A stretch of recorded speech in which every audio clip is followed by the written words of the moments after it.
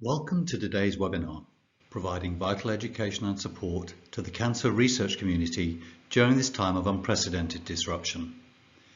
This session is aligned to the NCRI Clinical and Translational Radiotherapy Research Working Group, CT-RAD, which focuses on clinical and translational issues relating to radiotherapy, ensuring coordination across research and actively promoting the translation of discoveries into practice. For further information on the CT-RAD group and the NCRI's future online events, please see the links in the Q&A box. I will now hand you over to the chair of today's session, Dr. David Thomson, the Christie NHS Foundation Trust, who will introduce you to today's eminent lineup of speakers. Dr. Thomson, over to you.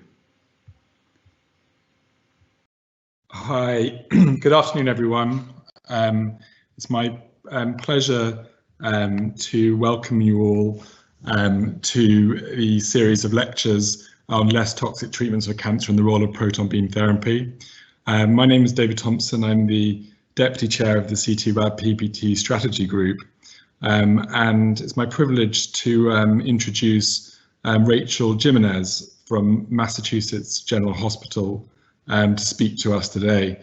First of all, I'd like to wish Rachel a very happy Thanksgiving and to show and to appreciate her giving up her holiday to give the lecture to us today. Professor Jimenez is a breast radiation oncologist in Boston. She serves as the department's Associate Director of Translational Medicine and the Associate Program Director for their residency training program. Her primary research interests are focused on the reduction of late toxicities associated with radiotherapy for breast cancer, and also on the ethics of cancer care delivery. She was part of the team that recently published the first phase 2 study of proton therapy for locally advanced breast cancer. She's the top accruer to the RAD-COMP study, which is the US phase 3 national randomized trial comparing protons to photons for breast cancer, which is actively recruiting. And she leads exciting biomarker and translational science as part of the trial. We're particularly pleased to welcome Rachel today as she's in receipt of the Anne Kilbansky Visiting Scholar Award to support women faculty during the COVID-19 pandemic. Interestingly, as it is acknowledged in the US that women can have difficulty traveling nationally or internationally to give lectures and grand rounds due to childcare or elder care responsibilities, it is often harder for them to be promoted in some areas of the US system because giving these talks is a requirement for such promotion.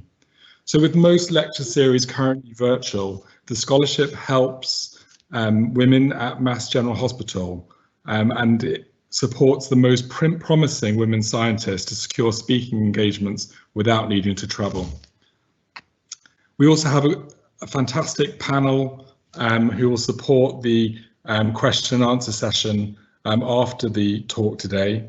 But we would like to encourage you all, please, to comment and ask questions. So on the right-hand side of your screen, there's a Q&A function, and I will ask the most popular questions. You can like the questions with thumbs up as well on the Q&A function. And in our panel, we have Charlotte Coles, who's Professor of Breast Cancer Clinical Oncology and Deputy Head of Department at the University of Cambridge. Charlotte's Chief Investigator of 4 major multi-centre breast cancer clinical trials. And she's also the lead applicant with 2 other leading academics, Anna Kirby and Joe Haviland, for the UK breast proton trial, the NIHR funding decision for which is imminent. Professor Nutting, Chris Nutting, is Professor of Radiotherapy at the Institute of Cancer Research and a consultant head and neck oncologist at the Royal Marsden. He is the chair of the NCRI CT-RAD PPT Strategy Group. Chris has led a number of practice-changing head and neck clinical trials. And we have David Sebag-Montefiore, who is Professor of Clinical Oncology at Leeds, Director of the CRUK Research Centre of Excellence there, and is Chair of the NCRI CT-RAD group. So, without any further ado, I will hand over to Rachel to give her talk. And please do leave your comments and questions in the Q&A function. Thank you. So good afternoon, everyone, and thank you so much for inviting me to speak today. So I'm going to be focusing my talk as a breast cancer oncologist on less toxic treatments for breast cancer therapy, and in particular the role of proton beam therapy for breast cancer. And I have nothing to disclose. So just as an overview for the talk, I'm going to briefly talk about the cardiac toxicity that we see from breast radiotherapy and discuss the role of proton radiotherapy for sparing cardiac exposure. And then I'll briefly touch on some ongoing and future research opportunities. So cardiac toxicity from breast radiotherapy has long been acknowledged, and highlighted here from the EBC TCG meta-analysis of 78 randomized clinical trials of breast cancer, we can see what we all know, which is that radiotherapy decreases the risk of local recurrence and also decreases the risk of breast cancer-specific mortality, but the excess mortality from other causes amongst the patients receiving radiation in these trials was mostly attributable to heart disease. Now, in the seminal study from Sarah Darby and colleagues, they were able to evaluate the relationship between the cardiac dose received and the risk of major coronary events. And what they saw was a linear relationship between cardiac exposure and the subsequent risk of major coronary events. And they estimated this at approximately 7.4% increase in major cardiac events per gray in mean cardiac dose. Now, the highest risk of major coronary events were in the first 10 years after radiation therapy, but that risk persisted for over 20 years after exposure. There was a validation study of this kind of data by Vanden Bogaert and colleagues in the modern era. We're replicating this study in patients who were treated with modern radiotherapy techniques between 2005 and 2008. And so they had the benefit of three-dimensional planning, and they were able to look not just at the heart, but at cardiac substructures, including the left ventricle. And what they saw, again, was a linear relationship between cardiac exposure and the likelihood of major coronary events. And they estimated that in their study at 16.5% increase in acute coronary events per gray in mean cardiac dose. Interestingly, though, what they also found was that in their model, if they replaced mean heart dose with the left ventricle dose, and in particular, the left ventricle dose receiving 5 gray, that optimized performance of the model, suggesting that mean heart dose may not be the only surrogate for cardiac events, and that it may rely on very specific cardiac substructures to predict the likelihood of having coronary complications. While we focus a lot on cardiovascular disease and breast cancer, it is important to note that cardiac exposure can also lead to heart failure in breast cancer patients. And most frequently, this is diastolic heart failure, or heart failure with preserved ejection fraction. So this study out of the Mayo Clinic looked at the risk of heart failure in patients who were receiving modern radiotherapy. And what they saw is that the rate of incident heart failure was 8 times higher in patients receiving breast radiation than in matched controls. And that risk increased with mean heart dose. So this is where the conversation about proton therapy becomes relevant. So I'm going to just talk you through a little bit about what we think the theoretical advantages of proton therapy may be.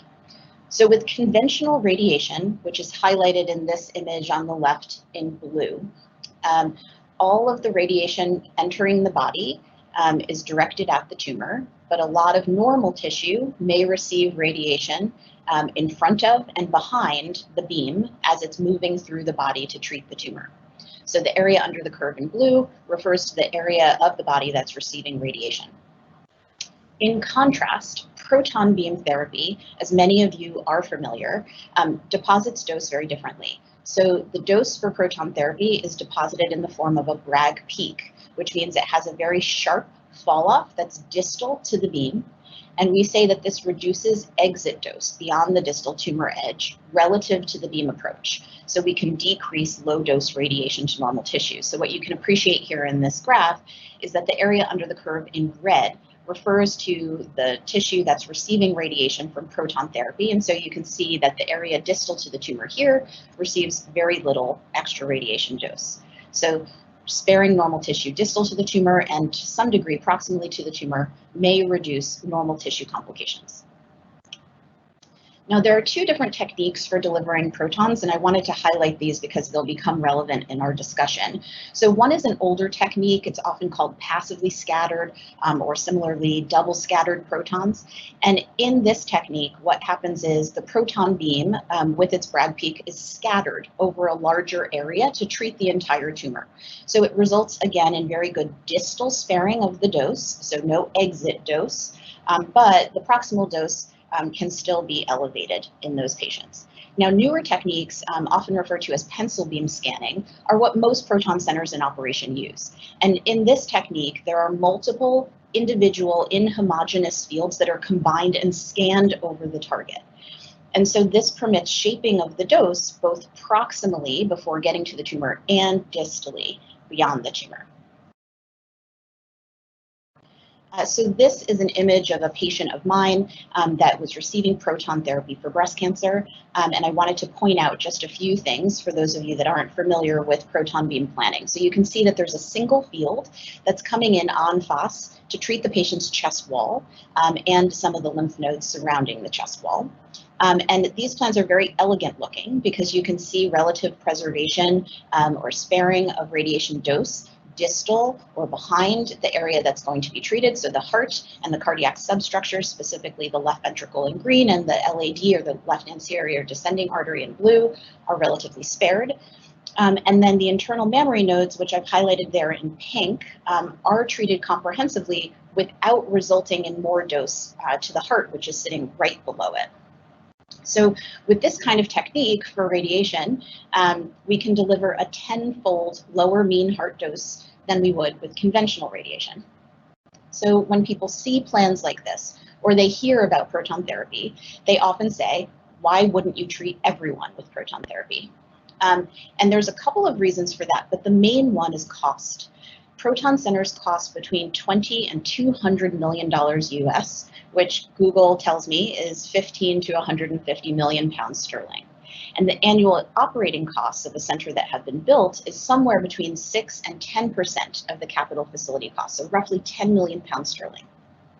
Now, in the United States, insurers reimburse for protons very differently. Some will refuse coverage for proton therapy entirely, and that's because there are no randomized phase 3 trials that show superiority of protons compared to conventional radiation. And so in the absence of that data, many insurers just won't pay for it. But our public option Medicare pays 28% of the cost of protons, and some private insurers will pay more. If a patient's interested in proton therapy and wishes to pay for it out of pocket, it will cost roughly 175 to 200,000 pounds sterling. So this is a big cost for an individual patient to pay for a course of treatment. So as a result, we have to show that proton therapy is more effective than conventional radiation in sparing toxicity. So at the Mass General, we conducted a study from 2011 to 2016, which is the first phase 2 prospective study of proton beam radiation for breast cancer. And in this study, we powered the endpoint, a primary endpoint of grade 3 pneumonitis or any grade 4 toxicity. And the patients that were enrolled all had to be treated with regional nodal irradiation, inclusive of the internal mammary nodes, for the reasons that I highlighted earlier, due to the proximity to the heart. Most of the patients in this study were pretty young. They had stage 2 to 3 disease. And of note, about 2/3 of the patients in this study received passively scattered protons, and that was because that was what was available at our institution at the time that the study opened. But we then transitioned over to pencil beam scanning in 2014, and so the subsequent patients all received pencil beam scanning. I did want to point out that from a dose standpoint, the doses that we were able to achieve to the areas that we were trying to treat with radiation, so the heart, the chest wall, the breast, the internal mammary nodes, the axilla, all received prescription dose, which in this particular study was between 45 and 50 gray in conventional fractionation, which is what the US often uses, so we consider it conventional. In the UK, I know is mostly hypofractionation. And then the avoidance structures, so the heart and the LAD, the things that we were trying to avoid, received very low doses of radiation. And I highlight these because these are much lower than anything that we could achieve with conventional radiation. So So in this study, at a median follow-up of 55 months, we saw one in-field recurrence, and the distant metastasis-free and overall survival rates were in keeping with what we see with conventional radiation. We saw no grade 3 radiation pneumonitis, and overall, the toxicities that we were observing were pretty limited. Now, in addition to the clinical component of the study, all of the patients in this trial underwent strain echocardiography to the heart prior to radiation and then 1 and 2 months after radiation. And so what we know from conventional radiation for breast cancer is that patients who undergo conventional radiation and have strain echocardiograms, they can demonstrate decrements in functionality within the left ventricle within a very short period of time after radiation. And so we obtained strain echocardiography and circulating cardiac biomarkers in our patients. And what we saw was that both 1 month and 2 months after proton therapy, we saw no changes to strain echocardiography measures of function. And in particular, no changes amongst the 6 anatomical cardiac segments within the left ventricle. So suggesting that proton therapy may be effective in sparing those early changes that can be observed to the heart with conventional therapy. But we also learned some things that made us realize that we had some room for improvement in terms of treating patients with proton therapy. So one of the things that we observed were some changes in the lungs of our healthy breast cancer patients within about a year after proton therapy.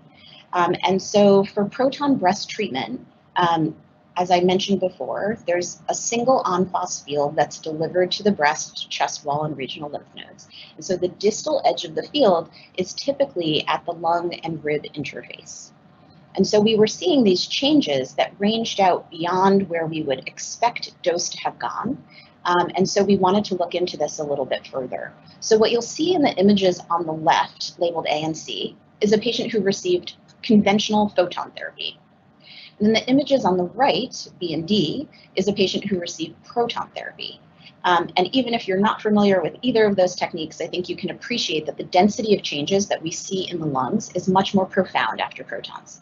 So we did some deformable image registration of follow-up chest CTs with patients planning CT scans for radiation and compared proton and photon patients, and found significant differences in the Hounsfield unit values and change in Hounsfield unit values on the lung imaging between the proton and photon patients, suggesting that the radiobiologic equivalent dose, or RBE, at the end of range, that end of the field edge, may be higher than what we would have predicted.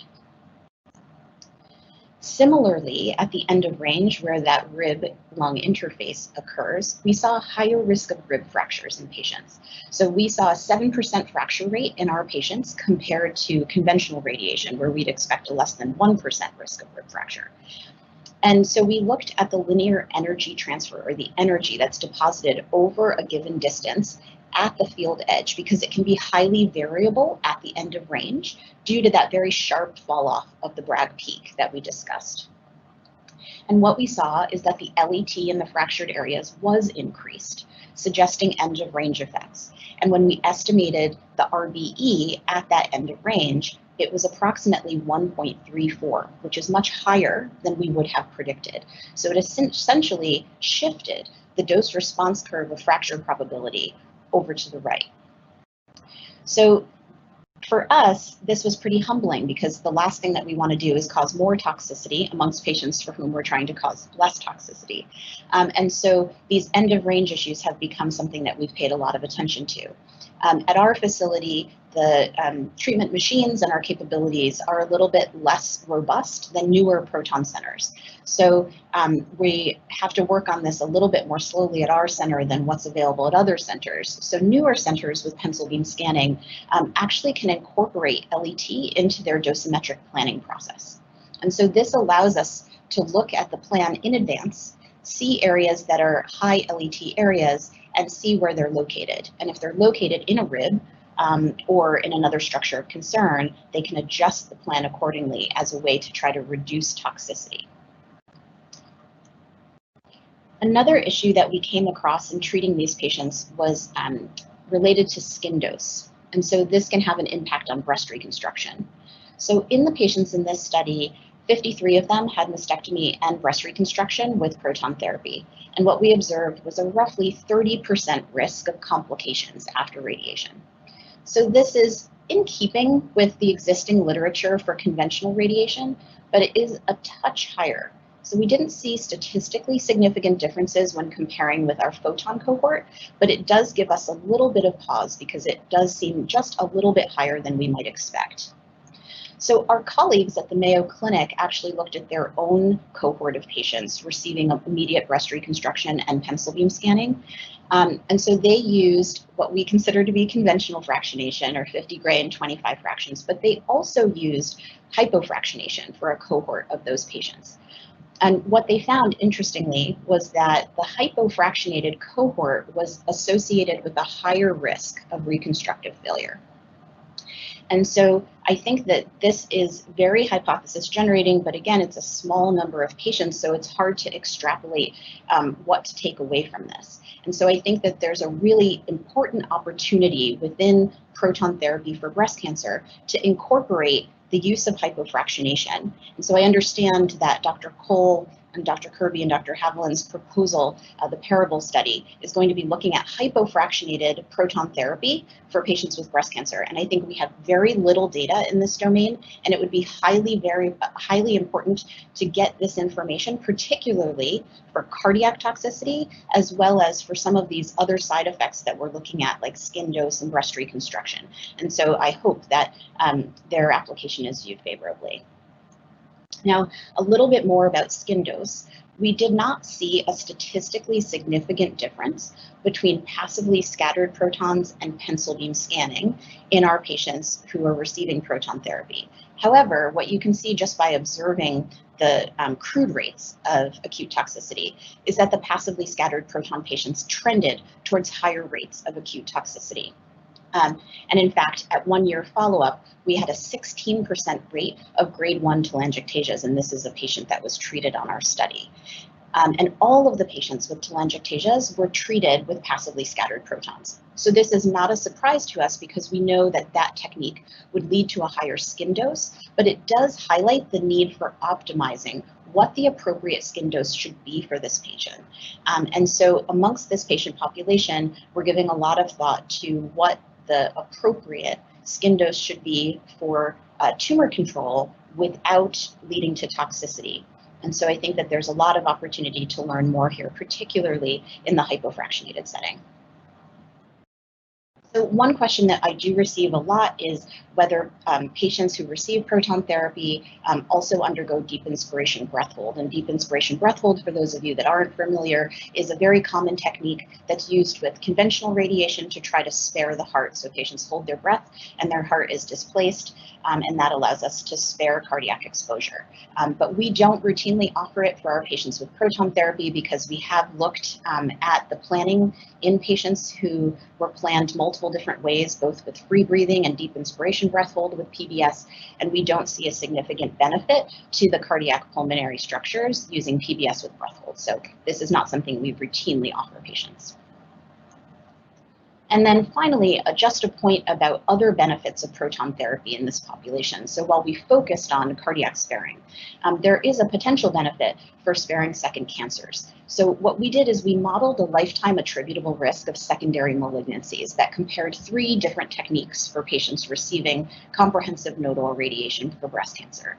PBS here on the left, in the center VMAT, and on the right here, conventional 3D planning.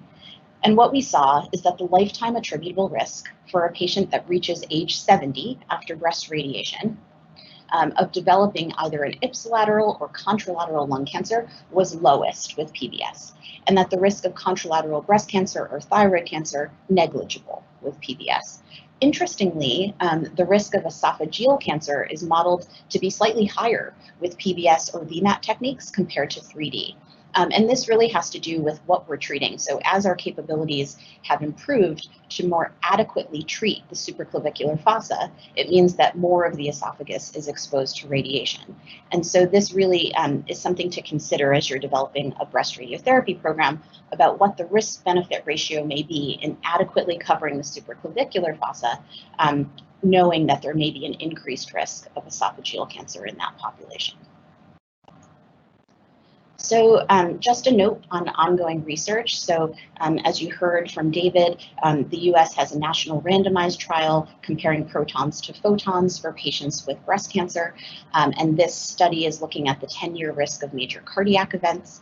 It is accruing very well, but again, this study does not include patients who are being hypofractionated, so it will be very important to elucidate the benefit and the safety profile in those patients.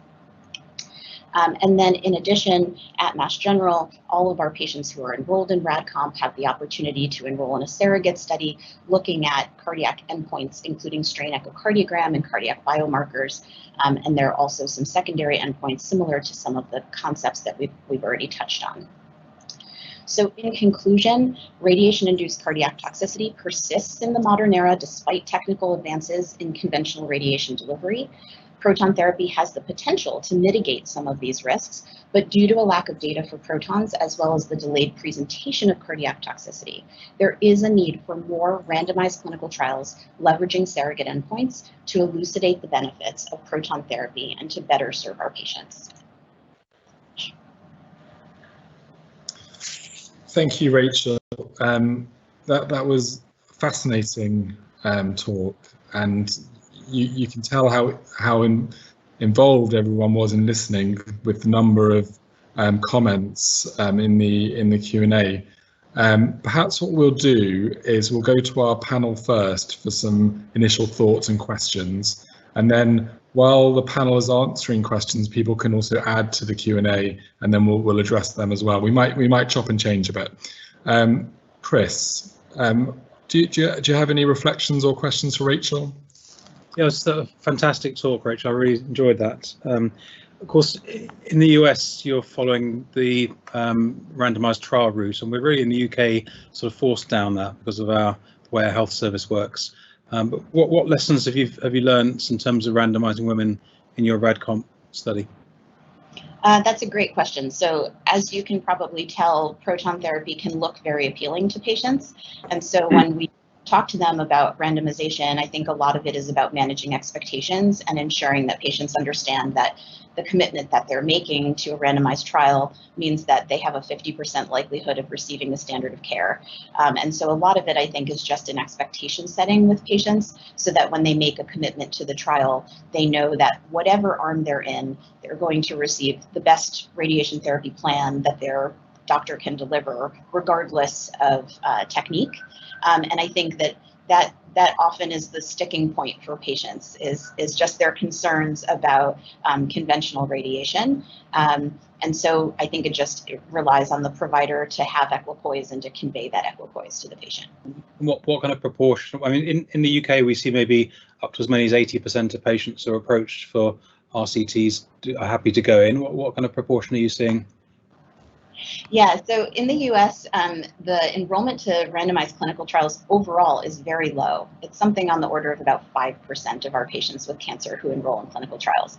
But I think that in cancer centers, it's considerably higher. So where we are, we offer multiple clinical trials. And so most of the patients that I offer this to actually are interested in participating. And I think the reason is because we don't offer proton therapy off study. So we say to them that this is their best opportunity if they're interested in proton therapy to receive it. There are other centers that would offer them proton therapy off study because, as I mentioned, it costs a lot of money to maintain a proton center, and so people may have competing loyalties there. But at the center in which I practice, we do try to offer patients protons only on clinical trial. That's very interesting. And so it doesn't sound like you're too worried about bias. Which is, the introduction of unusual patient groups into your trial. You sound like it's going to be fairly representative from what you think. I think so. Fantastic. Thank you. Charlotte, comments, questions? thoughts? So Rachel, I think that was absolutely fantastic, and we've had quite a lot of conversations, and thank you so much for all your input towards our proposed randomised trial in the UK, which, as you say, is a little bit different because we're going down the hyperfractionated route. And as you know, we've got a long history of hyperfractionation in the UK, built up with practice-changing trials. Interestingly, with a patient focus group, we actually found that our patients wouldn't be willing to have more than a month's worth of radiotherapy when we put that to them. It's interesting, isn't it, that the 14-15 has got a lower equivalent dose in 2 Gray fraction, but you know the side effects were a little more. But I guess it's difficult, isn't it, with just the 14 cases? So I guess my question to you is, do you think the way that things are changing with photons, with a move towards more hyperfractionation, with more trials coming through with 14-15, and in fact trials coming through with just 1 week of radiotherapy, do you think there might be a patient push to have more hyperfractionated treatment, including proton beam therapy? And if so, what would be your response to that? Would there be concerns? I mean, I think patients are very intelligent, and I can't blame them for wanting to have shorter courses of treatment, particularly because there's so much data supporting equivalence. So I know the UK has really led the way in terms of hypofractionation, and we seem to be absorbing or incorporating that a little bit more slowly. But I think, yes, I think there certainly will be a push for patients to prefer hypofractionation. We already see that in our early stage breast cancer patients, and so we are treating many more of them with these ultra hypofractionated courses of treatment like UK Fast and UK Fast Forward. With regional nodal irradiation, I think the US has been much slower in adopting hypofractionation, but there are a number of clinical trials with photons looking at hypofractionation. And so I think the trend is just a little bit slower than you guys, but I think we are moving in that direction. And I think, like I said, patients are very intelligent. And I think that when they see that trend, they will be asking us questions about why that wouldn't apply to proton therapy. And the truth is, I think that when proton therapy was first explored for breast cancer, we were all very conservative. And so we wanted to use very low doses per fraction to ensure that we were minimizing any risk of toxicity. But as we're seeing those trends change, I think we really have to be able to answer the call for our patients and for ourselves about hypofractionation, which is why I think Parable will be so valuable, because it's just not information that we yet have, and it will be the things that patients are asking us about. Thank you, that's really helpful, and we're really lucky because we're learning from our US colleagues, but we're also learning from our Dutch colleagues who in Maastricht are actually treating with 3-week breast proton radiotherapy, and we had a visit to see what happens there, and they've treated quite a lot of patients already, so using their models-based approach. So I think you know that data will hopefully be coming out soon, but that's in a non-randomized way. I'm conscious of time, so I'm more than happy to hand over to another member of the panel. Well, we've got time, but what maybe I'll do is look at some of the questions that have come in, because there's loads. Maybe focus on some of the breast specific questions, and then we can look at the broader ones more about health economies and access to PBT, because we've obviously got Rachel and we've got Charlotte, so you might both have reflections on this as well. But Rachel, there's questions about skin toxicity. So there's one question here about how does skin toxicity compare using pencil beam and standard photons. I guess people saw the picture there, which is from passive scatter, and then they're thinking, how does that compare with pencil beam? And then can you make some relation to that to photons? Sure. So as I mentioned in the talk, we think that pencil beam scanning is slightly better for skin toxicity than 3D or passively scattered protons, just because we're able to modulate the skin dose a little bit better. So we can deliver slightly lower doses of radiation to the skin. And so in the patients that we've treated with pencil beam scanning, we have not yet observed any of the telangiectasias or other skin changes that we saw with passively scattered protons. However, at this point in time, we don't have much data comparing pencil beam scanning to conventional photons. So what we've done our best to do is to model the doses of radiation to the skin with pencil beam scanning, essentially by looking back at our photon patients and seeing what their estimated skin doses are and then matching them up. So we would presume that they would be pretty similar, but hopefully the study that we're doing right now at Mass General will allow us to detail that in a little bit more detail. Okay, that's great. And just related to that, Stephen's asked, you obviously commented there on skin, but did you find any other notable differences when you switched from passive scatter to PBS? I guess that would be a dosimetry in acute, or if you've got some data for late toxicities, and what your general impression is. Yeah, so that's the main side effect that we saw as a difference between the two. I think in terms of other toxicities, we really have not seen a big difference between PBS and passively scattered protons as it relates to rib fracture. So we have continued to see a slightly higher risk of rib fracture in our PBS patients. And again, that has to do a lot with the techniques that we use at our institution for planning and some of the limitations that we have that other proton centers may not have. So our colleagues at the Mayo Clinic, for example, have not observed rib fractures, and it has to do with the fact that they can incorporate LET into their dosimetric planning. But otherwise, I think the side effects that we've seen have been relatively similar. Okay, so that's fascinating. So in the trial, do some centres use sort of LET-based planning for optimization? Yeah, some don't. Yeah, I think it's increasingly common for proton centers to incorporate LET into their dosimetric planning. So I don't know, I don't have a percentage of how many centers are using it, but I would say that most of the centers that have come online are incorporating it to some degree in their software planning program. But as an older center, we just don't have that capability right now. Okay, so there's a question here about the RBE. So it says the RBE of 1.34 towards the end of the Bragg peak is intriguing. Is there any concern that the received wisdom of RBE equals 1.1 is not correct? And does that have any downstream implications for hypofractionated schedules? So from what you presented, you showed the RBE was 1.34 in bone based on the rib fracture incidence. So can you comment more widely about end of range uncertainty and RBE, and perhaps also touch on, there's another question on here about the ranging into lung that you saw more, and, sure. And what implications that has? Sure. So this is a very sophisticated audience, so I'll do my best to answer the questions.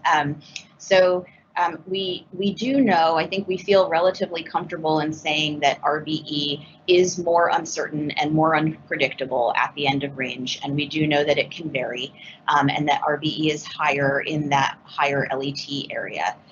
In this particular study, it was modeled at 1.34. In other studies, it's been modeled at 1.25 or something in that general range. And so I think that is relatively accepted or established for our proton planning. Now, there are certain things that can be done from a planning standpoint to try to mitigate the clinical impact of the RBE changing at the end of range. And so LET and incorporating that into dosimetric planning is one way. Changing the weighting of the spots can also impact LET. Having more than one field of radiation to plan can mitigate the impact of LET variability at the end of range. So there are things that can be done to adjust the impact of the end of range effects from a planning perspective. And so I think that different proton centers have adopted different strategies to do that. In terms of the lung changes, I'm not sure specifically what the question was about the lung, but I did want to point out that the lung changes that we see are not clinically relevant. These are not patients who are developing symptomatic pneumonitis. So this is clinically silent change, but obviously it's showing us that these changes at the end of range may be more significant than we think they are, and it does behoove us to try to elucidate how we can mitigate those changes. Charlotte. Yes, I just wanted to add to what Rachel's saying. And my understanding in terms of hyperfractionation and end of range is that there's no increased risk with hyperfractionation, and actually theoretically it may actually be protective.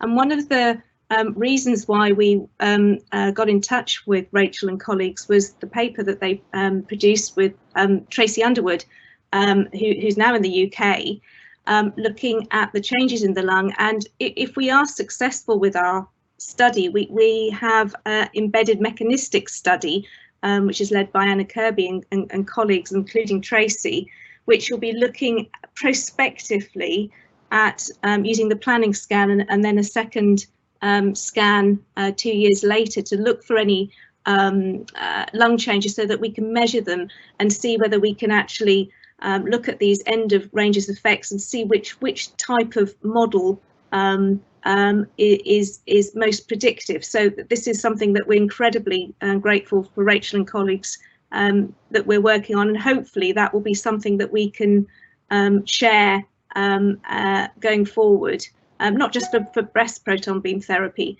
but of course we need to get funded first. Thank you. So just one more, there's a couple more comments about the range, and then we'll move on to the next points. There's a comment about, is there concern that you might be ranging out to the heart? Yeah, so that's a great question. I think one of the things that provides us some reassurance is that we do have the strain echocardiography data that suggests that we're not seeing the changes that have previously observed with photons. So I think that if we were seeing end of range effects that were being deposited into the heart, we'd expect to see some of those changes manifest on cardiac imaging. But I also think it has to do with the location of where the end of range effects are seen most predominantly. And so typically with most cardiac anatomy, I wouldn't expect it to be a problem. Not to say that it couldn't be, but I think that we tend to see it much closer against the chest wall interface. Okay, great. And then there's some questions, I'll kind of try and link them up, about patient selection for treatment. So there's one question which is about, would you only advocate this for internal mammary chain radiation, or do you think there should be broader application? There's another question about partial breast irradiation and potential benefits and reduction in non-cancer mortality. And there's a comment from Corinne, favour of Finn, talking about the importance of not just cost, but also demonstrating the translation of dosimetric advantages into clinical advantages and need for RCTs, and understanding which group of patients may benefit, for example, those with pre-existing cardiac disease. So patient selection, internal mammary chain, partial breast, and high-risk patients for cardiac disease. What's your views? So I'd be very interested to hear what Charlotte has to say about this as well. But I think our push in trying to do this initial study was really about this trade-off between target coverage and cardiac exposure. And so I think we do believe that internal mammary node coverage is what increases cardiac risk most frequently across the population. I'm sure that there would be a role for proton therapy in patients who have other unusual anatomy, so pectus or other types of anatomic changes, or patients who are being treated in a reirradiation setting where you were trying to spare the amount of tissue being reirradiated. I could see that it could be beneficial in those situations. I think personally, it's a little bit of a harder sell to think about proton beam therapy for whole breast radiation or partial breast irradiation unless there's another compelling reason, such as some kind of unusual anatomy or some other pre-existing condition for a patient, because I think that the techniques that we use for whole breast treatment or partial breast treatment are very successful in sparing the heart and in sparing cardiac substructures. So I would never say never, but I think that the patients in my mind that are most likely to benefit are those who really have true exposure to the cardiac silhouette from either IMN treatment or some other anatomic variation. Okay. Charlotte, do you have a comment on that? Yeah, it's just to say that I agree very much with Rachel. The way we're approaching it in the UK is looking at using the Derby data and looking at lifetime risk of major cardiac events. And of course, these are major cardiac events and they don't cover things like angina and other events that are more difficult to record. So we went back to patients and spoke with our patient focus group and spoke about different scenarios, and interestingly came up with a figure of an increase of 2% or more of a lifetime risk of a major cardiac event, and interestingly this was the same as the Dutch models system. So the way that we're approaching with this is a combination of heart dose, which is mostly but going to be with patients who have internal mammary node irradiation, but also, as you said, Rachel, it will be the occasional patient who is not having internal mammary node irradiation, but has anatomy that makes the coverage very difficult. So we've estimated with work done with Carolyn Taylor that that's going to be a relatively small group in the UK, but a very important group, around about 500 patients. So that's what we're looking at. I would completely agree about partial breast irradiation. So for example, in Port Low, the mean heart dose on the left side without DIBH was 0.5 Gray. We can now do that in 5 fractions because of the fast forward study. So I think there are a kind of other areas that we would certainly go to with proton beam therapy first, where we know that if we don't get the coverage, then there is a real decreased risk in mortality. So really important. Great. So a couple more questions on delivery of radiation verification. So question from Anne Appelt. What sort of image guidance do you have available for breast PBT? Is it better or worse than for photon radiation? So that's a fantastic question. So at our institution, we use a combination of port films and vision RT or Align RT, so using surface camera imaging to help set up patients. And so we use that on a daily basis. We have not used cone beam CT as daily verification for our proton patients, and that was mainly just due to the technological limitations of what we have at our proton center because it is a little bit older. I know that other proton centers that have come online more recently do use daily cone beam, but we have found, and we've done a lot of research in this area, that the setup verification and accuracy seems quite good with the combination of techniques that we use. Okay, great. And then a question from Lydia. And I think you touched on it in your talk, but for DIBH, what is its role in proton beam? It certainly has a role in photons. Do you use it? And is it standardized in your trial? Yeah, so we, at Mass General, we don't use it because, again, we've done some studies to suggest that there really isn't much cardiopulmonary sparing on top of PBS that we achieve with deep inspiration breath hold versus free breathing. I do know that there are some facilities that use it and use it based on, they compare their free breathing and deep inspiration breath hold scans and make a determination about benefit. Again, I think it has a lot to do with how protons are planned at that individual institution. Because we use a single on-phos field, we find that the impact of deep inspiration breath holds is a little bit less. If you were using multiple fields, it might be more relevant. And I think that, what was the last, I'm sorry, I missed the last component of that question. Do you standardize in your trial the approach? Thank you. No, so I believe that the approach in the trial is relatively pragmatic, so people are encouraged to treat as they normally would at their institution. So some patients may still receive deep inspiration breath hold and some may not. Okay, great. Lydia asks, how long is the treatment time per fraction with protons in terms of patient on-bed time and concerns about intrafractional motion? And maybe you can compare that with standard IMRT or 3D. Yeah, so I would estimate that the treatment times might be a little bit longer than conventional fractionation, but shorter than at least the way we do VMAT for breast cancer.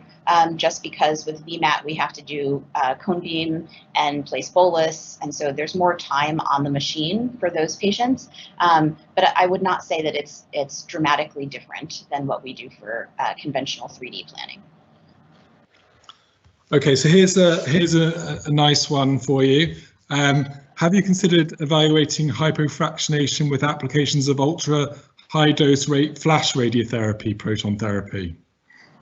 That sounds amazing. I wish that we had the capabilities to do that, but unfortunately, as far as I know, Flash is not live at any institution for treating patients yet. So I think there's a tremendous amount of interest and research going into Flash, but I think we're quite a ways away from that. So it's a wonderful idea, and we'll have to hold on to it, I think, until we're ready to be able to apply it. Rachel, you haven't seen what we're doing in the UK. You must come across. And so actually a very popular question on here is not breast specific, it's more health economics and access. So maybe David on the panel can help us with this one, but also Rachel, please do help David out with it. So it says, do the panel members feel that private companies are winning the PR argument about the benefits of PBT? Thinking about the adverts for prostate cancer and the urinals in the men's toilets. I mean, I don't know about the ladies' toilets, but for the breast radiation. But David, what do you think about that? Well, I mean, I don't think I can speak accurately for the US. I think in the UK, to my mind, the answer is no. And we have a very high quality NHS health service, and actually, one of the things we've tried very hard is to actually increase our clinical trial portfolio, and there are 2 trials in the pipeline that we're waiting, well, 3 we're actually waiting to hear from. One, we've talked about Parable. Secondly, Approach in terms of good prognosis glioma, and both of those studies we will hear about within the next 3 to 4 weeks.